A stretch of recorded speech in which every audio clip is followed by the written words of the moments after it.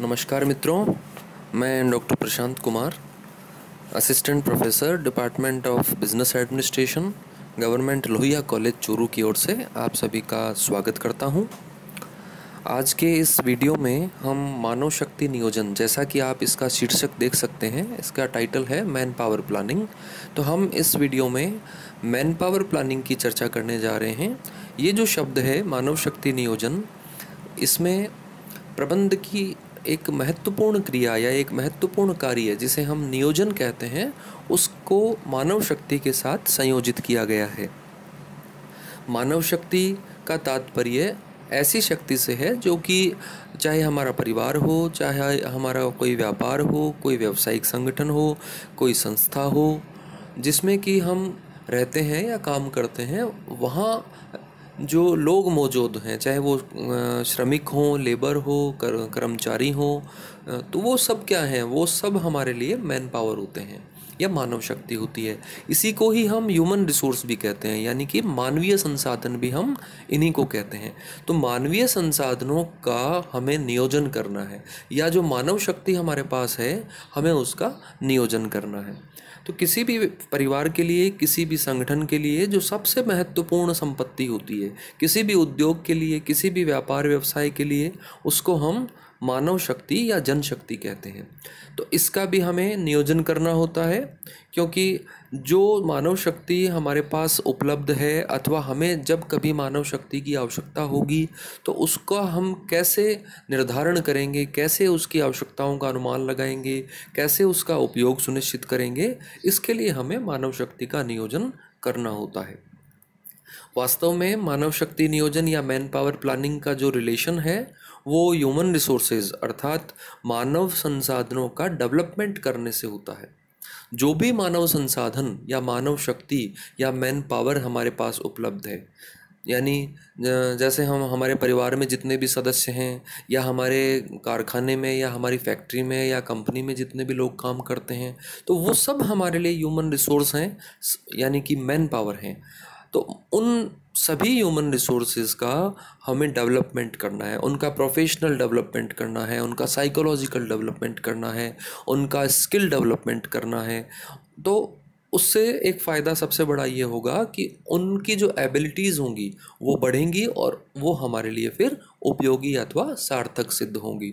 तो उसके लिए क्या करें? उसके लिए हमें कर्मचारियों का सही मात्रा में, सही समय पर, सही स्थान पर उपयोग करना सुनिश्चित करना चाहिए।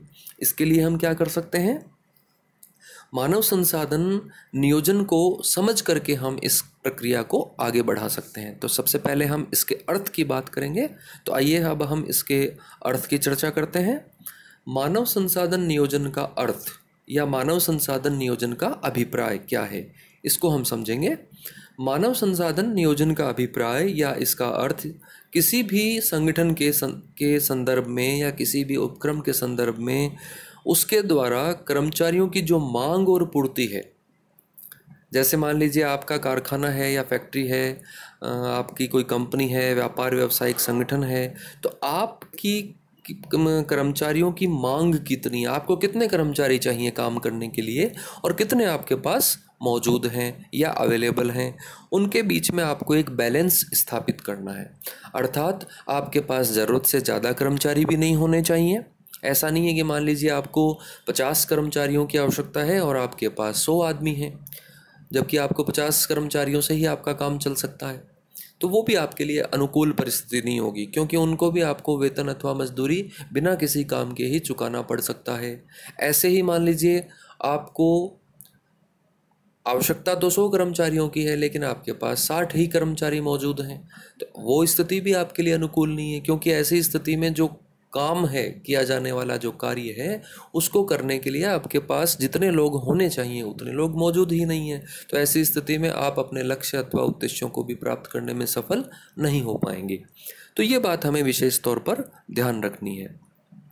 वास्तव में मैन पावर प्लानिंग एक प्रकार का प्रोग्राम होता है, एक प्रकार का कार्यक्रम होता है जिसमें कि हम किसी भी संस्था के मानवीय जो संसाधन हैं या साधन हैं उनकी हम व्याख्या करते हैं। व्याख्या इस रूप में करते हैं कि हम उनका विश्लेषण करते हैं कि कितने कर्मचारी किस काम को करने में निपुण हैं और उस काम को करने के लिए जितने कर्मचारियों की आवश्यकता है क्या हमारे पास उतने कर्मचारी हैं अथवा नहीं है। यदि ज़रूरत से ज़्यादा हैं तो हमें उनकी आवश्यकता नहीं है, तो उनका हमें प्रबंध करना होगा, और यदि ज़रूरत से कम है तो हमें और अधिक जो कर्मचारी हैं उनको जुटाना होगा या उनकी भर्ती करनी होगी, उनका चयन करना होगा।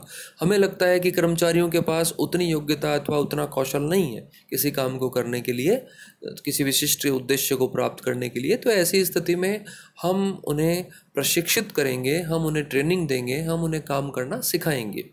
उसके लिए उनके लिए ट्रेनिंग वर्कशॉप्स आयोजित किए जा सकते हैं, ट्रेनिंग के सेशंस लगवाए जा सकते हैं। और हमें लगता है कि एक ही व्यक्ति एक ही काम कर रहा है तो उसका जॉब रोटेशन भी कर सकते हैं, उसको किसी दूसरे काम पे लगाया जा सकता है ताकि वो दूसरा काम भी सीखे। तो ये बहुत सारे मेथड्स हैं जिससे कि हम अपनी मैन पावर प्लानिंग को एग्जीक्यूट कर सकते हैं और अच्छे से काम में ले सकते हैं। वास्तव में मैन पावर प्लानिंग को हम दो भागों में बांट करके समझ सकते हैं। हमें इसके अंतर्गत दो काम करने होते हैं। नंबर 1 है हमारा कि हम इसमें डिमांड का जो हमारी डिमांड होती है कर्मचारियों की कि भी हमें कितने कर्मचारियों की आवश्यकता है या हमारे कर्मचारियों की हमारी मांग कितनी है, हम कितने कर्मचारी हमें चाहिए, तो एक तो हमें उसकी प्लानिंग करनी है अच्छे से। नंबर 2 फिर हमें सप्लाई की, यानी कितने कर्मचारियों की हमारे पास पूर्ति है या हमारे पास कितने कर्मचारी हैं, उसकी भी हमें अच्छे से प्लानिंग करनी है। तो मानवीय संसाधनों की पूर्ति का नियोजन करना है और मानवीय संसाधन की जो मांग है उसका नियोजन करना है। सो यहाँ पर हम ये कह सकते हैं कि you should have a clear vision. आपका जो दृष्टिकोण है इस संदर्भ में वो बिल्कुल स्पष्ट होना चाहिए कि how many employees are needed, कि कितने कर्मचारी आपको चाहिए एंड आपके पास हैं कितने, अवेलेबल ह्यूमन रिसोर्सेज कितने हैं आपके पास, कितने लोग मौजूद हैं। तो उसके बीच में आपको एक बैलेंस स्थापित करना है, एक सामंजस्य, एक संतुलन स्थापित करना है। ज़रूरत से ज़्यादा भी नहीं होने चाहिए और ज़रूरत से कम भी नहीं होने चाहिए।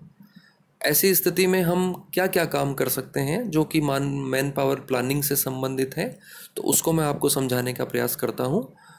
इसमें क्या होगा, इसमें या जिसको हम मानव शक्ति नियोजन कहते हैं उसके अंतर्गत एक तो हमें कितने कर्मचारी स्टैंडर्ड के रूप में, स्टैंडर्ड का मतलब है कि भाई इतने तो हमें चाहिए ही चाहिए, तो वो हमें एक तो उनकी भर्ती करनी है या उनका चयन करना है, उनको प्रशिक्षण देना है और साथ में उनकी जो योग्यताएं हैं उनको बढ़ाने के निरंतर प्रयास करने हैं और वो हमारे साथ बने रहें, अर्थात वो कहीं नौकरी छोड़कर तो नहीं जा रहे हैं या काम छोड़कर तो नहीं जा रहे हैं, इस बात को भी हमें सुनिश्चित करना है। हमको कर्मचारियों की आवश्यकताओं का अनुमान लगाना है, उसके अनुपात में भर्ती करनी है, चयन करना है, प्रशिक्षण देना है, उनको डेवलपमेंट की अपॉर्चुनिटीज़ प्रोवाइड करवाना है और वो हमारे साथ बने रहें, सस्टेनेबल रहें, हमारे साथ जुड़े रहें। इसके भी हमें प्रयास निरंतर करने होंगे या इनके बारे में भी हमें योजना बना करके काम करना होगा। वही जो योजना होती है वही योजना मैन पावर प्लानिंग कहलाती है। तो मानव संसाधन नियोजन एक ऐसी प्रक्रिया है जिसके माध्यम से मैनेजमेंट को या किसी भी संस्था का जो प्रबंध है या जो जिस संस्था के जो संचालक हैं उनको सही प्रकार के व्यक्तियों की खोज करनी चाहिए। सही प्रकार का मतलब है जैसे आपको चाहिए, उनकी खोज करनी है, सही स्थान पर उनको नियोजित करना है, सही समय पर करना है और जिस समय हमें जितने कर्मचारी चाहिए, जिस स्थान पर चाहिए, जिस प्रकार के चाहिए, वो हमारे पास यदि हैं तो हम निश्चित रूप से सफलता प्राप्त कर सकते हैं या हमने जिस उद्देश्य अथवा लक्ष्य को पूरा करने के लिए किसी संस्था की स्थापना की है उस दिशा में हम आगे बढ़ सकते हैं। तो मानव शक्ति नियोजन में जनशक्ति या मानव शक्ति की आवश्यकताओं का सही से पूर्वानुमान किया जाता है कि वास्तव में हमारा जो एस्टिमेशन है, हमारा जो आकलन है कर्मचारियों की संख्या का, वो करेक्ट है, एडिक्वेट है, वो काम इसमें किया जाना होता है। यानी correct estimation of man power requirement, ये बहुत इंपॉर्टेंट फैक्टर है जिस पर कि हायर मैनेजमेंट को या टॉप मैनेजमेंट को फोकस करना चाहिए। नंबर 2, हमें ये भी देखना है कि how many employees are required, कि कितने कर्मचारी आपको चाहिए। तो उस अनुपात में आपको भर्ती की या रिक्रूटमेंट की भी पॉलिसी डिसाइड करनी होगी, और साथ ही साथ आपको उनका सिलेक्शन किस आधार पे आप करेंगे, सिलेक्शन का क्राइटेरिया क्या होगा, वो भी आपको पॉलिसी बनानी होगी। इसी दिशा में आपको आपके बिजनेस की जो साइज़ है उसको भी आपको ध्यान में रखना होगा कि आपका व्यापार व्यवसाय के आकार को भी ध्यान में रख करके आपको मैन पावर प्लानिंग करनी चाहिए। तो यहाँ हम ये कह सकते हैं कि जो मैन पावर प्लानिंग है, it must be according to the needs of the enterprise, और you can say it must be according to the needs of an organisation. जो भी हम संगठन से जुड़े हुए हैं उसके अकॉर्डिंग होना चाहिए, उसकी आवश्यकताओं के अनुरूप होना चाहिए।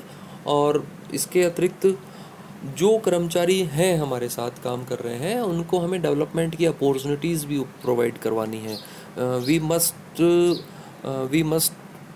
We must to create man power planning. हमें मतलब एक तरह से क्रिएशन करना है इसका, हमें नए सिरे से सोचना है, इसमें इनोवेटिव आइडियाज़ को डेवलप करना है, और इसका वास्तव में इसका जो उद्देश्य है वो भी हमें प्राप्त करना है। हमें अपने खर्चे कम करने हैं, हमें लेबर कॉस्ट कम रखनी है, और यदि हम ये कर पाने में अच्छे से सफल होते हैं तो हम एक और बहुत बड़ा जो ऑब्जेक्ट है वो भी प्राप्त कर सकते हैं, जिसको कि हम इंडस्ट्रियल पीस या इंडस्ट्रियल रेस्ट कह सकते हैं।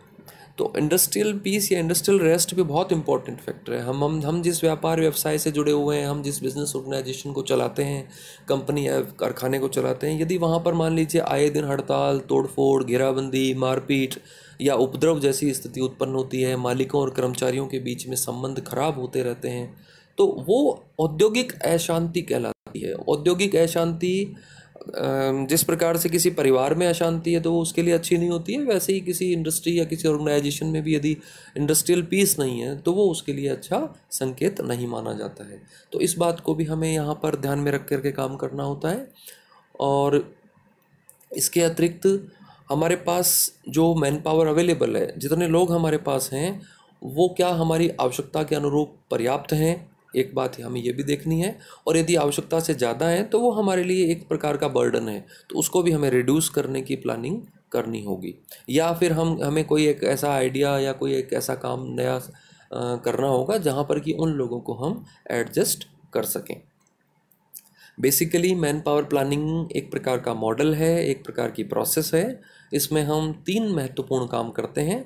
पहला काम होता है एस्टिमेशन ऑफ ह्यूमन रिसोर्सेज, यानी कि मानवीय जो संसाधन हैं उनकी कितनी आवश्यकता है हमें, उसका निर्धारण किया जाता है। नंबर 2, इन आवश्यकताओं को प्रभावित करने वाले घटक कौन कौन से हैं। जैसे हमें जितने कर्मचारी चाहिए, उन कर्मचारियों की जो हमारी नीड है उसको कौन कौन से फैक्टर्स प्रभावित करते हैं। जैसे मान लीजिए आपको 100 कर्मचारी चाहिए, लेकिन आपके पास उनको तनख्वाह देने या वेतन देने के लिए पैसे नहीं हैं, तो जो वित्तीय हालात हैं या जो फाइनेंशियल कंडीशन है वो आपके लिए फेवरेबल नहीं है। तो वो मानवीय जो संसाधन की जो आवश्यकता है हमारी, उसको एक प्रभावित करने वाला बड़ा घटक है। हमारी आवश्यकता तो है लेकिन हमारे पास वित्तीय संसाधन नहीं है। ऐसे ही मान लीजिए हमारी आवश्यकता 50 कर्मचारियों की है, लेकिन हमारे पास उनको ट्रेनिंग देने के लिए लोग मौजूद नहीं हैं। तो हमने मान लीजिए नए कर्मचारी जो हैं वो रख लिए या भर्ती तो कर ली, लेकिन उनको काम करना नहीं आता, तो हमें उनको काम सिखाना है पहले, लेकिन हमारे पास ट्रेनिंग देने वाले लोग नहीं हैं या हमारे पास ट्रेनिंग की कोई पॉलिसी नहीं है। तो वो जो प्रशिक्षण का घटक है वो भी हमारे मानव संसाधन की आवश्यकताओं को प्रभावित करेगा, हमारे व्यापार व्यवसाय का आकार भी प्रभावित करेगा। तो ये फैक्टर भी हमारे लिए इम्पोर्टेंट है। और इसके अतिरिक्त हमें एस्टिमेशन करना है फ्यूचर के रिक्वायरमेंट्स के लिए। हमारे जो व्यापार या व्यवसाय हैं, हमारा जो व्यापारिक या हमारा जो व्यावसायिक संगठन है जिसमें कि हम काम करते हैं या काम करवाते हैं लोगों से, हम संचालक हैं या मालिक हैं फैक्ट्री के, कंपनी के संचालक हैं, तो हमें ये भी देखना होगा कि आने वाले समय में, आने वाले महीने, 2 महीने, 6 महीने, साल भर में हमें और कितने कर्मचारियों की आवश्यकता पड़ सकती है। ये डिपेंड करता है मार्केट की साइज़ के अकॉर्डिंग हमारे बिज़नेस को हमारे बिज़नेस की साइज़ क्या है, मार्केट में कितने फ्लक्चुएशंस आ रहे हैं, देश की जो जिस देश में हम ये काम करते हैं या बिज़नेस करते हैं वहाँ की इकोनॉमी कैसे अप एंड डाउन्स आते हैं, गवर्नमेंट की पॉलिसीज़ हमारे लिए फेवरेबल है या नहीं है, जो प्रोडक्ट हम बनाते हैं उसकी मार्केट में डिमांड जो है उसके फ्लक्चुएशंस कितने हैं, कहीं मांग बहुत ज़्यादा घट तो नहीं रही है या कहीं मांग बहुत ज़्यादा बढ़ तो नहीं रही है। यदि बढ़ रही है तो उस बढ़ी हुई मांग को पूरा करने के लिए हमें अतिरिक्त कर्मचारियों की आवश्यकता होगी, और यदि हमारे प्रोडक्ट की डिमांड बहुत तेज़ी से घट रही है तो फिर हमें कर्मचारियों को काम से हटाना होगा। अदरवाइज़ जब हमारा प्रोडक्ट का प्रोडक्शन ही नहीं है, सेल ही नहीं है, तो हम उतना प्रोडक्शन करके करेंगे क्या। ये सारे फैक्टर्स हमें टाइम टू टाइम इनको रिव्यू करना होता है, टाइम टू टाइम हमें ये सब चीज़ें देखनी होती हैं, और जितना क्लियरली, जितना समय पर, जितना फोकस्ड होकर के हम ये काम करते हैं उतने ही हमारे सफल होने की संभावनाएं बढ़ जाती हैं। तो एक प्रकार से मैन पावर प्लानिंग एक कंटिन्यूस चलने वाली प्रक्रिया है। ऐसा भी नहीं है कि आपने 1 महीने के लिए योजना बना ली और आप ये सोचें कि साल भर के लिए ये योजना जो हमने बनाई है ये पर्याप्त सिद्ध होगी। ऐसा कभी नहीं होगा। आपको अपनी योजना या अपनी जो प्लानिंग है उसको टाइम टू टाइम रिव्यू करना होगा, कंटिन्यूसली इसकी मॉनिटरिंग करनी होगी, और जो कर्मचारी आपके साथ काम करते हैं उनका डेवलपमेंट को भी, या उनका जो प्रोफेशनल डेवलपमेंट है, साथ ही उनको अपने काम से संतुष्टि मिलती है या नहीं मिलती है। जॉब सेटिस्फैक्शन एक फैक्टर होता है, वो बहुत इंपॉर्टेंट फैक्टर होता है, जिससे कि किसी भी इंसान को काम करने के लिए सेल्फ मोटिवेशन मिलता है, वो भी हमें ध्यान में रखना चाहिए। और जो हमारे बिजनेस की स्ट्रेटजी है वो हमें इस प्रकार से बनानी है कि हम इसमें एम्प्लॉयमेंट की प्लानिंग को भी एक इम्पॉर्टेंट फैक्टर के रूप में और इसको ऐड करें, इस पर सही से हम इसको ध्यान में रखें।